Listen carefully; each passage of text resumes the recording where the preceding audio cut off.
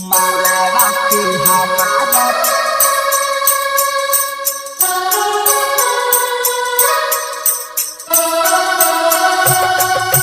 मालवा के हमारा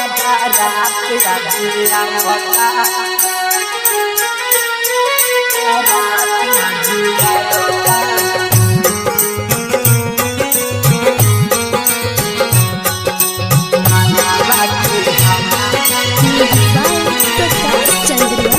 मालवा के हमारा बारात आज आवता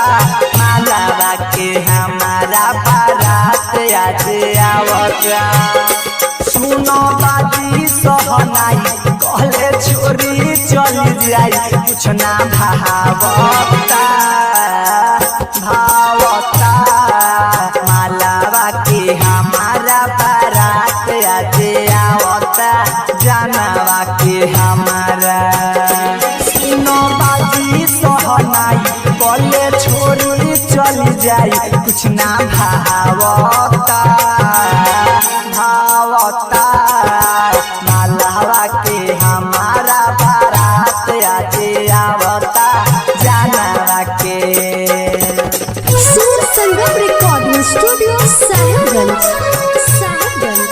मालवा के हमारा बारात आज आवता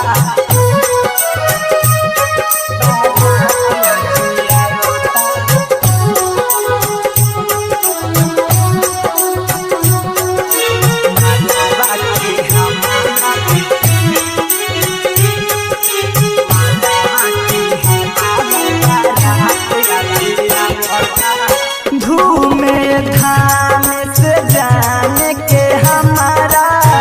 हो जाई सुन शादी होते सवेरा ससुरा चली जाई है कह के हमारे बाराबादी हो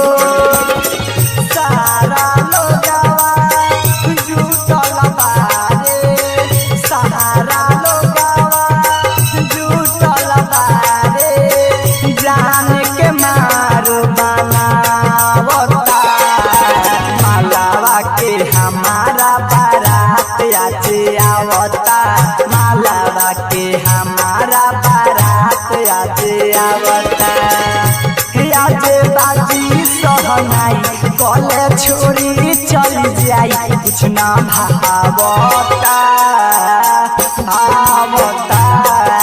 मालवा के हमारा बारात आज आवता जानवा के हमारा कॉन्टैक्ट नंबर 735267